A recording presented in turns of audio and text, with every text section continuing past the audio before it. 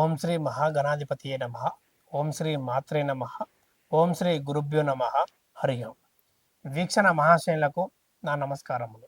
ఇప్పుడు ఈ యొక్క సెప్టెంబర్ 2025 సంవత్సరం ఈ నెల మొత్తం మేషాది ద్వాదశ రాసుల వారికి ఎటువంటి గ్రహాలు గోచరిస్తున్నాయి, ఎటువంటి జాగ్రత్తలు తీసుకోవాలి, ఏ పరిహారాల వల్ల వీరికి అన్నింట శుభ ఫలితాలు కలగబోతున్నాయి, ఆరోగ్యం అన్నింట కుదిరి ఉండడానికి ఎటువంటి కార్యక్రమం ద్వారా పూజ యజ్ఞాల వల్ల వీరు శుభ ఫలితాలు పొందుతారో మనం ఈ యొక్క కార్యక్రమం ద్వారా తెలుసుకునే ప్రయత్నం చేద్దాం.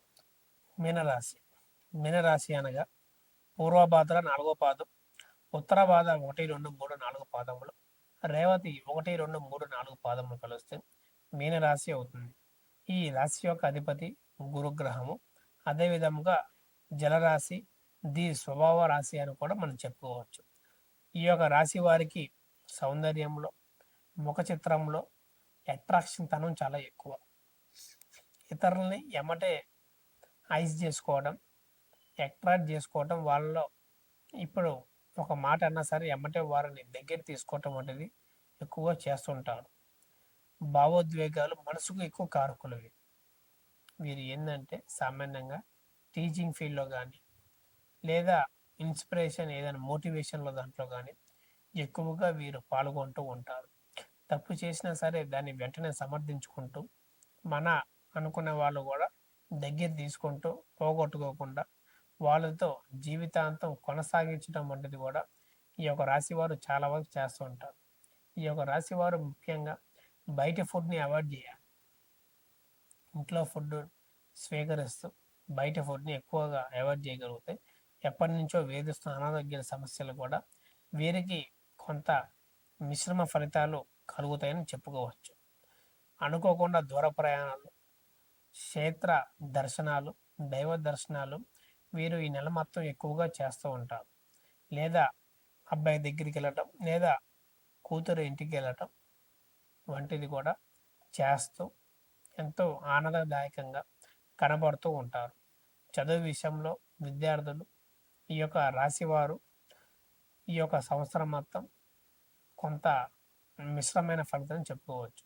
చదివింది గుర్తుపెట్టుకోకపోవటం, చేసే దాంట్లో దృష్టి లేకపోవటం, ఇతరుల వల్ల డైవర్ట్ అయిపోవటం, స్నేహితుల వల్ల లేదా ఇప్పుడు ఈ వయసులోనే ఒక 10th తర్వాత వీరనేది మనసు కంట్రోల్ లేకపోవటం, అందరూ మన అనుకోవటం, వాళ్ళ వల్ల ముప్పులు రావటం వంటిది కూడా వీరికి కలుగుతూ ఉంటే జాగ్రత్త చేసుకోవాలి. అదేవిధంగా భార్యాభర్తలు ఎవరైతే విదేశీ వెళ్దాం అనుకుంటున్నారో భార్య ఎక్కడ భర్త ఎక్కడ కూడా వీరికి ఎన్నో అనుమానాలు, ఎన్నో గొడవలు, ఎన్నో మనస్పర్ధలు కూడా వచ్చే విధంగా ఉంది. ఉండగలిగితే ఇద్దరు ఉండండి, లేదా ఇద్దరు వెళ్ళే ప్రయత్నం చేయండి. ఒకళ్ళు అక్కడ ఒకళ్ళు ఇక్కడ ఉండగలిగితే అటుపక్క కానీ ఇటుపక్క కానీ ఎంతో ఇంకొక వ్యక్తి వల్ల లేదా స్త్రీ వల్ల ఎంతో ఇబ్బందికరంగా నష్టం చేకూర్చే మీ యొక్క పచ్చని కాపురం కూడా విడిపోయే అవకాశం కనబడుతుంది. అది జాగ్రత్త చేసుకొని ముందుకి జాగ్రత్త పడటం వలన కూడా మీకు శుభ ఫలితాలు పొందుతాయని చెప్పుకోవచ్చు. తల్లిదండ్రుల ఆరోగ్యం పట్ల కూడా ఈ యొక్క రాశి వారికి జాగ్రత్త ఉండటం మంచిది. ఎప్పుడైతే ఒక తల్లిదండ్రుల ఆరోగ్యం వీరు అన్నింటా బాగున్నాయి అనుకుంటారో ఒక సడన్ ఆరోగ్య విషయంలో వీరు ఎంతో డబ్బు ఖర్చు అయ్యే విధంగా కనబడుతుంది. వాటి వల్ల కూడా జాగ్రత్త చూసుకోవటం వంటిది కూడా చేసుకోవాలి. మరియు ధనపరంగా 1-2 సార్లు ఖర్చు పెట్టేటప్పుడు, ఇతరులకు చేసేటప్పుడు జాగ్రత్తగా ఉండి వాటిని ఏది మంచి ఏది చెడి తెలుసుకునే విధంగా ముందుకు సాగే విషయంలో ఉండాలి. దానిని ముప్పుగా తెచ్చుకొని తర్వాత బాధపడే ప్రయోజనం లేకుండా ఉంటుంది. ఒక స్త్రీ వల్ల కూడా ఎంతో ఇబ్బంది, ఎంతో బాధ వీరికి కలిగే విషయంలో కనబడుతుంది. కాబట్టి ఆ స్త్రీతో లేదా పురుషుడితో జాగ్రత్తగా ఉంటూ దూరంగా ఉంటూ హాయి బాయి లాగే ఉండే ప్రయత్నం చేయాలి. ఎక్కువ క్లోజ్ అవుతే మీ యొక్క దాంపత్య జీవితానికి ఎన్నో అనుమానాలు, ఎన్నో క్వశ్చన్ మార్కులు ఏర్పడి కుటుంబం మధ్యలో కలహాలు ఏర్పడే అవకాశం ఉన్నది. మీ యొక్క పెద్దల వల్ల కూడా పిల్లలు ఎఫెక్ట్ అయ్యే విషయం కనబడుతుంది. కాబట్టి జాగ్రత్తగా ఉండటం మంచిది. ఈ యొక్క సినిమా ఫీల్డ్ కానీ రాజకీయ నేతలు కానీ ఈ యొక్క నెల మొత్తం యోగిస్తుంది, శుభ ఫలితాలు కలుగుతాయని చెప్పదగిన సూచన.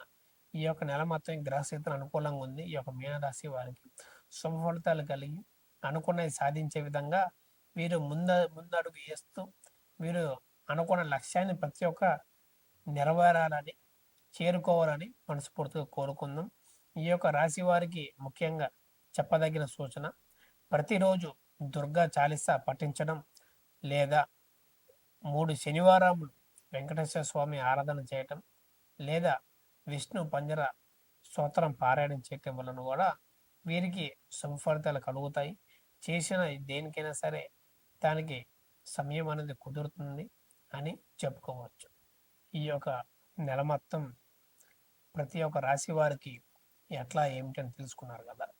ఈ యొక్క రాశి వారికి చాలామంది మనని అడిగే క్వశ్చన్లు కానీ కామెంట్లలో పెట్టేది కానీ మాకు అంతగా ఫలించట్లేదు, చెప్పేది ఒక 70-60% యోగిస్తుందని చెబుతున్నారు.